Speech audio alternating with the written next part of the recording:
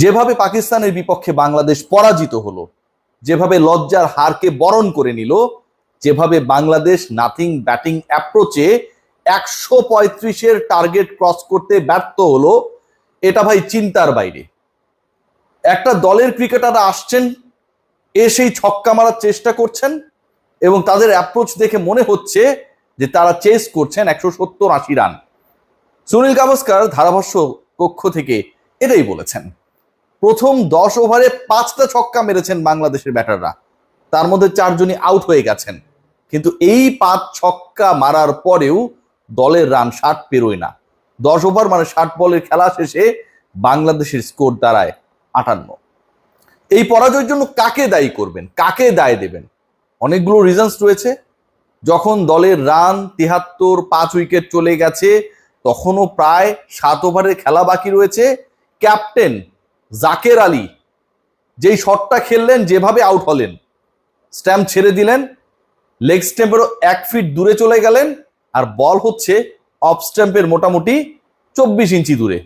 জোর করে ব্যাট চালিয়ে যেভাবে ক্যাচ তুলে আউট হয়ে গেলেন, তিনি কি করতে চাইছিলেন কেউ বুঝলো না।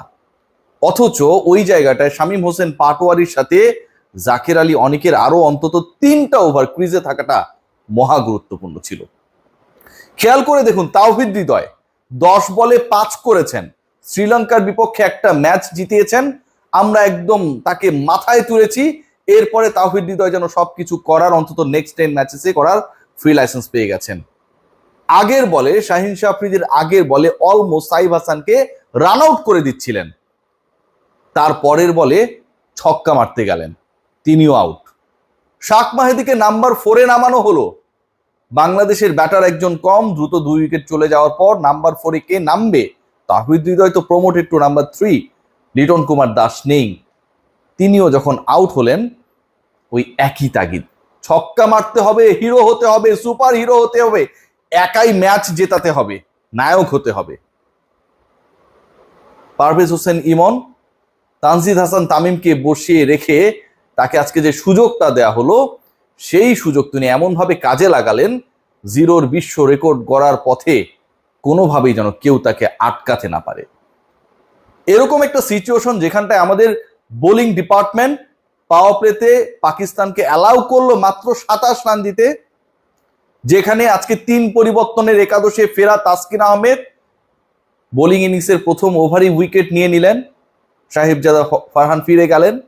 দ্বিতীয় ওভারে শাক বোল করতে এসলেন, শাকের প্রথম ওভারই উইকেট, এবং বাংলাদেশের প্রথম 2 ওভারই পাকিস্তানের 2 উইকেট নেই। সেই সিচুয়েশন থেকে শুধু মনে হচ্ছিল যে বাংলাদেশের বোলিং ডিপার্টমেন্টের যেন কোচের দায়িত্বে চলে গেছেন উৎসবের জাহিদ হাসান। এত কিপটে bowling, Pakistan batting line up কাঁপছে। 10 ওভার শেষে দলটার স্কোর দাঁড়ালো 46। অর্থাৎ আমরা যদি বল হিসাব করি, 10 ওভার 60 বল, পাকিস্তানের রান 60 বল থেকে আরো 14 কম। বাংলাদেশ যেই দলটা 10 ওভার শেষে 58 করেছিল, পাকিস্তানের সেই সিচুয়েশনে ছিল 46।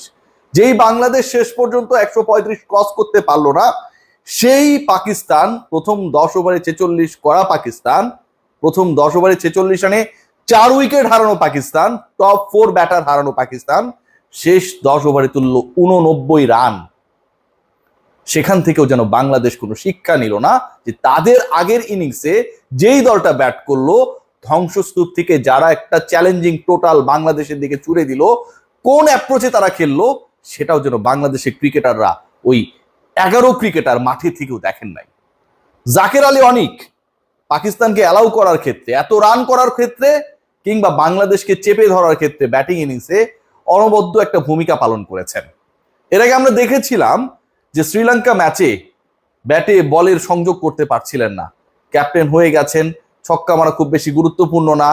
এরপরে আজকে অনেক জায়গায় দেখলাম যে রেডি প্রোডাক্টের অনেক প্রশংসা হচ্ছে। 18তম ওভারে নিয়ে আসা হলো বোলিং করার জন্য শাক মেহেদিকে। যখন পাকিস্তানি ব্যাটাররা থিতু হওয়ার চেষ্টা করেছে, যখন পাকিস্তান তাদের ইনিংস বিল্ড আপের চেষ্টা করছে, এবং যখন আক্ষরিক অর্থেই শাক মাহাদির বল খেলতে প্রবলেমে পড়ছে, ঠিক সেই শাক মাহাদিকে রাখা হলো 18তম ওভার পর্যন্ত। সেই ওভারে এসে তিনি 13 রান দিলেন। খেয়াল করে দেখুন, বাংলাদেশের ক্যাচিং, বাংলাদেশের ফিল্ডিং শুরুতে অসাধারণ পয়েন্টে রিশাদ ক্যাচ নিলেন, তাসকিনের বলে সেই ক্যাচে বাংলাদেশ যেন একটা দারুণ উড়ন্ত মোমেন্টাম পেল। পরের ক্যাচটাও মিডনে রিশাদের অসাধারণ ক্যাপচার। এরপর রিশাদ সপ্তম আর নবম ওভারে এসে নিজেই 2 উইকেট নিলেন। ফাকর জামান যখন ডেঞ্জারাস হওয়ার চেষ্টা করছিল কিংবা তালাতকে ফেরানো, বাংলাদেশকে দারুণ একটা মোমেন্টাম দেয়া, পাকিস্তানের স্কোর 100 ছুতে পারবে কি পারবে না পুরো জায়গায় এই কনফিউশনটা ক্রিয়েট করার ক্ষেত্রে he played a big role. প্রথম 2 উইকেট পতনে 2টা ক্যাচ তার, পরের 2 উইকেট নিয়েছেন তিনি নিজেই। রিশাদ হোসেন যেই মোমেন্টামটা ক্রিয়েট করেছিলেন, পরবর্তী সময় সেটাকে ক্যারি আউট করেছে তাসকিন আহমেদরা। শেষ পর্যন্ত শেষ 10 ওভারে 89 তোলার ক্ষেত্রে কখনো ক্যাচ ছেড়েছেন শাক মাহেদি, কখনো ক্যাচ ছেড়েছেন পারভেজ হোসেন ইমন, কখনো 2 ব্যাটসম্যান একই প্রান্তে চলে যাবার পরও ফিল্ডার যেন দেখছিলেন না যে থ্রোটা কোথায় করতে হবে। শাহিন শাহ আফ্রিদি লাইভ পাবার পর আরো প্রায় 20টা রানের কাছাকাছি যোগ করলেন। বাংলাদেশের এগেনস্টে এই রানগুলোই আসলে শেষ পর্যন্ত ডিসাইডার হয়ে গেল। ভাবতে পারুন 2018 সালের পর এশিয়া কাপে আরো একটা ফাইনাল খেলার দ্বার প্রান্তে থেকেও ডু অর ডাই ম্যাচে সেমিফাইনাল বলা হচ্ছে, অঘোষিত সেমিফাইনাল, সেরকম একটা মোমেন্টামে থাকার পরও এই বাংলাদেশ শেষ পর্যন্ত পারলো না। শুধুমাত্র দলের থেকে ব্যক্তি স্বার্থ, দলীয় স্বার্থের ঊর্ধ্বে গিয়ে সুপার হিরো হবার প্রবণতা ডুবিয়ে দিল পুরো দলকে। বাংলাদেশের ব্যাটিং দেখে যে কেউ ভরকে যেতে পারে। পাকিস্তানের রানস কত সেটা যদি আপনি জাস্ট হাইড করে রাখেন অথবা এমন কাউকে জিজ্ঞেস করেন যে প্রতিপক্ষ কত রান করেছে, দেখার দরকার নেই বাংলাদেশ এভাবে ব্যাট করেছে। স্ট্যাম্প থেকে সরে গেছে, ছক্কা মারতে গেছে, তুলে মেরেছে, ক্যাচ দিয়ে আউট হয়েছে। রিভার্স করতেই হবে আমার প্রিয় শামীম হোসেন পাটোয়ারিকে, তিনি থাকলেই হয়তো বাংলাদেশ ম্যাচটা জিতে যেত। করতেই হবে। বোঝা যাচ্ছিল যে পরের বলটা শাহিন শাহ আফ্রিদি স্লোয়ার মারবেন। ধারাভাষ্যকাররা বলছেন, কোচের অ্যাপ্রোচ বলছে আমার ব্যাটার যে প্রান্তে ফেস করবেন শাহিন আফ্রিদিকে, তিনি রিভার্স করতে গেলেন। এই যে একটা সিচুয়েশন, এই যে স্বপ্নভঙ্গ, এই যে এককভাবে হিরো হবার চেষ্টা, এটা আসলে বাংলাদেশ দলকে কখনো বড় করে নাই। মনে আছে মুশফিক মাহমুদুল্লাহ তীরে এসে তরি ডুবিয়েছিলেন ভারতের এগেনস্টে, শেষ পর্যন্ত বাংলাদেশ ওই ম্যাচটা জিততে পারে নাই। সহজ জয় বাংলাদেশ পায় নাই, সবাই সুপার হিরো হতে চায়। জাকির আলী অনিক খেয়াল করে দেখবেন আজকের এই ম্যাচটায় যেই সময়টায় তার এবং শামীম পাটোয়ারি থাকাটা খুব গুরুত্বপূর্ণ ছিল। ক্যাপ্টেন হিসেবে খেলছেন, দায়িত্বের জায়গাটা কত বেশি ভাস্ট। একটা বারের জন্য ফিল করলেন না যে তিনি যে আগলি শট খেলে আউট হলেন, পুরো বাংলাদেশকে আসলে এই শটটাই ডোবানোর জন্য যথেষ্ট ছিল।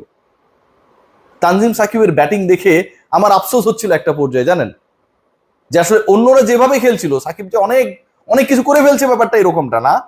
অন্যরা যেভাবে খেলছে তানজিম সাকিব হয়তো তাদের খেলাটা দেখেন নাই, বিরক্ত হয়ে। পারভেজ হোসেন ইমন 0-তে ফিরে যান। তাওহিদ হৃদয় সফলতার পর টানা ব্যর্থতার বৃত্তে নিজেকে বন্দী করেন। জাকির আলী অনিক আবারও তার ক্যারেক্টার শো করলেন। নুরুল হাসান সোহান কিছু রান করেছেন কিন্তু কখনো কনভিন্সিং মনে হয়নি তাকে। শামীম হোসেন পাটোয়ারি কি অসাধারণ খেলছিলেন, বাংলাদেশের লাস্ট হোপ ছিলেন তিনি, যেভাবে আউট হয়ে ফিরে গেলেন। শাহিন শাহ আফ্রিদি সবচেয়ে ডেঞ্জারাস বোলার, তাকে চার্জ করতেই হবে আমার তাওহিদ হৃদয়কে। এই যে প্রবণতা, 135 আমরা ক্রস করতে গিয়ে 170 রানের টার্গেটে ব্যাট করছি, এমন ধরনের ব্যাটিং প্রবণতা, এটা আসলে বাংলাদেশকে স্বপ্নের জায়গাটায় পৌঁছতে দিল না। কিছুই বলার নেই। ম্যাচ যদি আপনি হারতে চান, এরকম কিছু মেন্টালিটি ক্রিকেটারকে দলে রাখবেন। তারা মাঝে মাঝে জেতাবে ঠিকই, কিন্তু যে জায়গাটা আসলে আপনাকে জেতানোর দরকার সেখানটায় জায়গা মতো হারিয়ে দেবে। আজকের ম্যাচটা আসলে বাংলাদেশের জেতার কথাই ছিল। বাংলাদেশ পাকিস্তানের বিপক্ষে এই ম্যাচে অঘোষিত সেমিফাইনালে যতটা পাকিস্তানের পারফরমেন্সের কারণে হেরেছে, তার থেকে তারা অনেক বেশি হারার চেষ্টা করে হেরেছে। কি অনবদ্য চেষ্টা! এই চেষ্টাটা যদি জেতার জন্য হতো, আজকে হয়তো ইতিহাসটা অন্যরকম হতে পারত। সবাই ভালো থাকবেন।